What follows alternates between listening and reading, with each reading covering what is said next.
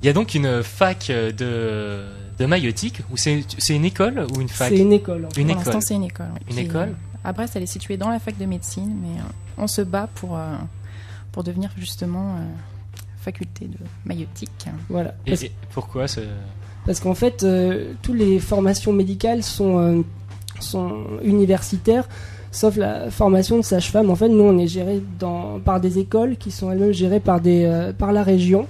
Et du coup, on s'inscrit en première année de médecine, on est en fac. Et une fois qu'on a réussi notre concours, on passe en école.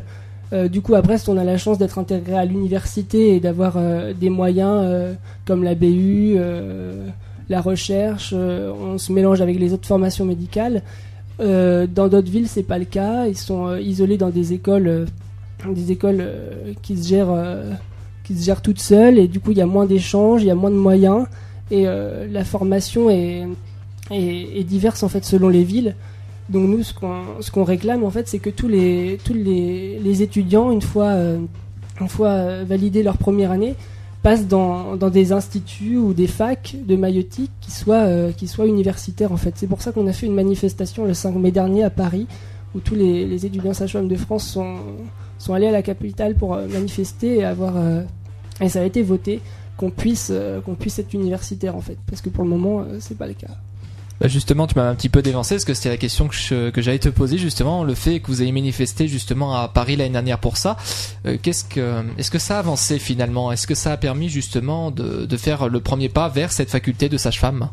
Oui, on peut dire que ça a avancé dans le sens où maintenant ça devient possible que les écoles de sage-femme soient universitaires. Jusqu'alors ça l'était pas. Cependant, ce qu'on attendait, c'est qu'il y ait une sorte d'obligation en fait, que ce soit comme ça, les écoles de sage-femme doivent être universitaires, et là c'est juste une possibilité. Et du coup, là, les écoles qui se sentent prêtes, comme à Brest, pourront le faire, mais des écoles dans d'autres villes de France n'y seront pas obligées, et ça va créer des disparités en fait dans la formation, et les étudiants seront pas sur le même pied d'égalité en fait. Donc nous, ce qu'on demandait, c'est vraiment que tout le monde soit obligé de faire ce pas-là. Et du coup, il y a eu une avancée. La ministre est favorable à la profession sage-femme qu'elle estime beaucoup, d'après ce qu'on a lu récemment. Voilà, on va peut-être, par les écoles qui vont se lancer dans ce mouvement-là, montrer l'exemple et inciter les autres à faire de même.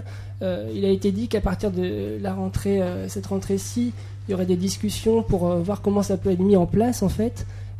Mais pour le moment, aucune obligation. Donc voilà, on a avancé, on était contents du mouvement, parce que jamais autant de sages-femmes professionnelles et d'étudiants en fait s'étaient mobilisés ensemble pour une même cause à Paris. Et donc il y a eu de bonnes avancées, mais c'est encore insuffisant par rapport à ce qu'on demande, parce que c'est surtout de la reconnaissance dont on a besoin en fait. Parce que pour nous parler un petit peu de la profession, c'est vrai qu'on s'attend, quand on dit sage-femme, à une profession plutôt paramédicale. On ne sait pas trop le niveau qu'on a. On imagine un peu, comme vous disait Camille, le monde merveilleux des bisounours, des bébés rose bonbons. Et en fait, on est une profession médicale à part entière, autonome.